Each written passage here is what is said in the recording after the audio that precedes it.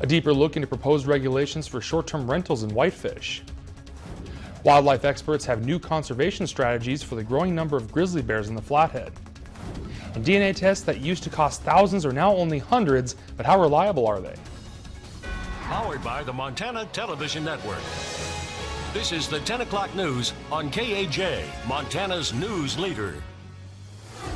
Good evening and thanks for joining us. I'm Don Fisher. A cloudy but mostly dry day in northwestern Montana, but more active weather is coming. Our Storm Tracker weather team is expecting some snow for the Kalispell region as highlighted in a winter weather advisory. For more on what you can expect, let's toss it over to Chief Meteorologist Aaron Yost, who has a look at our first forecast. Aaron?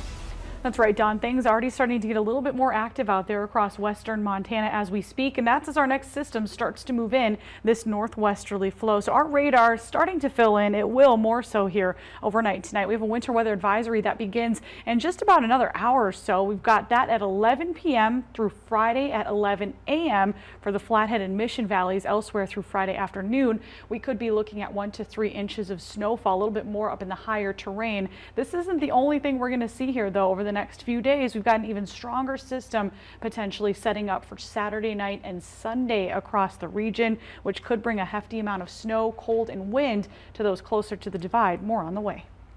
All right, thanks, Aaron. This month, the Whitefish City Council will vote on a new set of regulations for short-term rentals in the city, which were passed by the City Planning Board late last month. MTN's Jack Ginsburg takes a closer look into these new regulations and how they will shape the future of VRBO and Airbnb rentals in the city. Whitefish has 50 registered short-term rental properties that are leased to people for 30 days or less, but the city believes the actual number is closer to 300. City Council member Richard Hildener says all these unregistered properties are illegally run and hopes that the new regulations will create a more fair and balanced market for everyone in the short-term rental business when the vote happens in 3 weeks. Number one, they're in the proper location, and two, that they are paying their taxes and they are licensed. And so that it's a level playing field with the other commercial businesses in town that rent rooms, such as hotels, motels. The city is taking a two-step approach to the short-term rentals. The first approach would be simple changes to the zoning codes regarding the rentals. Hildener says the current zoning where rentals are allowed wouldn't change, but the definition of what a short-term rental is would see a change in the language. We changed the definition just slightly so it includes even a single room in a house. And this is to cover those who would do couch surfing as an option and charge for that service. With the addition of the new rule, every individual unit would require a short-term rental permit, even under the same roof or owner. The second would be contracting a short-term rental compliance company that would track the rentals and make sure they are complicit with all the new rules and regulations. The company would notify the city whenever a new short-term property became available, and then the city would follow up with the renter of the home or room to register them as a legal short-term rental. Hildener says this not only ensures they are in the legal zone, but makes the renters safe as they will go through inspection from the fire marshal and health department. Hildener also says tightening the regulations would eliminate illegal short-term rentals in residential areas that could otherwise be used as long-term affordable housing. Those looking for affordable housing oftentimes can use what are called mother-in-law apartments in residential districts, and that helps with that issue. In Whitefish, Jack Ginsburg, MTN News.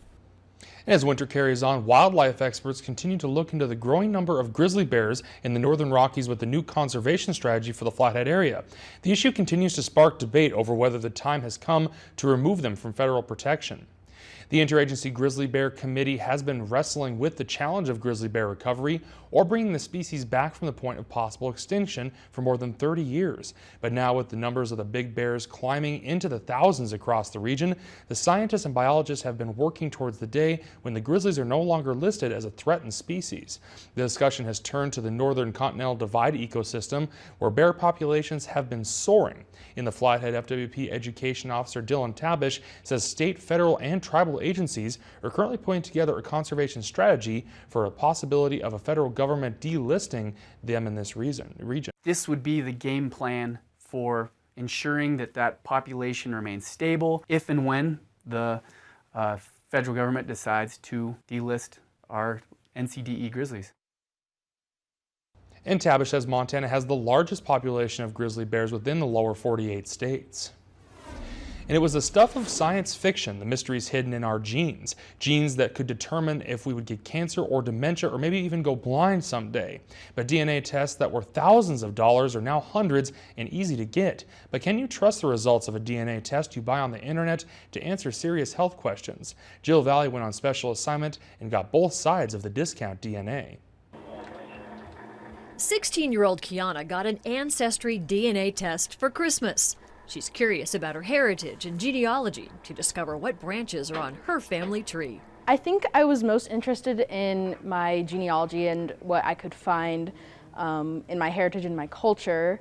Since I'm adopted, I don't know a lot about, what makes up me, so I want to figure that out and see where it will lead me. A lot of people want that information. The genetic testing market is an $11 billion industry and growing. It's time to provide your saliva sample.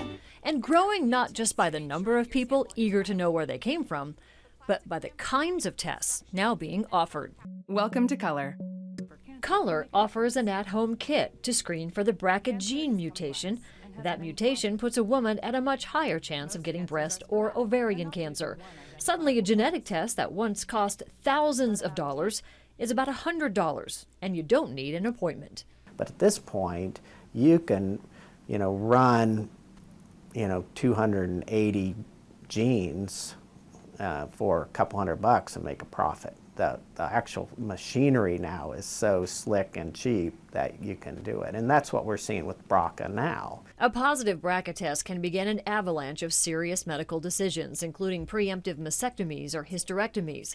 But should something that life-altering hinge on a kit you bought online rather than one arranged by your own doctor? I think it's great that the tests can be offered at a more affordable price. I think empowering people to understand if they have a potentially hazardous gene and can be proactive in dealing with that is wonderful. I think you just have to make sure you pair the test results with appropriate counseling so that people can be guided through their response to any abnormal gene they might have. A company called Myriad had the patent for the BRCA gene testing for years. They're the ones that did the research and development. When I took the test some 7 years ago, it was around $4,000. But the patent has since expired, so we are likely to see more direct-to-consumer products offered at a much lower price. And many focus on different kinds of genetic abnormalities that could cause us health problems down the road. And while that seems like valuable information, it worries Missoula's only certified genetic counselor, Marissa Russell. It does concern me for a number of reasons. So a positive result, when you can just order a kit online, what are you going to do with those results? Where's your care team? So who are you going to confide in? Oh, your breast surgeon, if you want to have breast surgery. What about your options or your guidelines? Like, those need to be, addressed probably quickly. Russell feels consumers need to know how the test was conducted, how many genes were screened, and what the results really mean to your long-term health. But what about like a negative result? Those concern me more, just because a negative result is never a negative result. And especially from a company like a direct-to-consumer company, because that negative, you don't know the methodologies that are being used. The FDA is still trying to sort out regulations in this growing market. Dr. Snyder believes this is all just the start of a new era in medicine, where we can finally look into the chromosomal crystal ball for just a few bucks.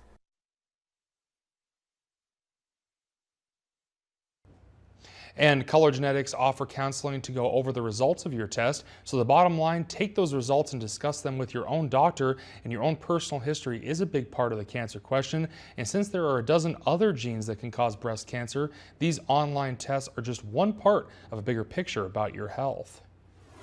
An armed fugitive that led authorities on a 4-hour manhunt through East Missoula this week told authorities that he wanted to die by cop, but could not find the courage to follow through.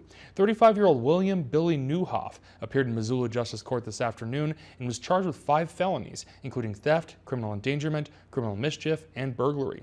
It all started just after 9:30 a.m. Tuesday when the U.S. Marshals and deputies tried to arrest Newhoff, who was wanted on an outstanding federal warrant for absconding.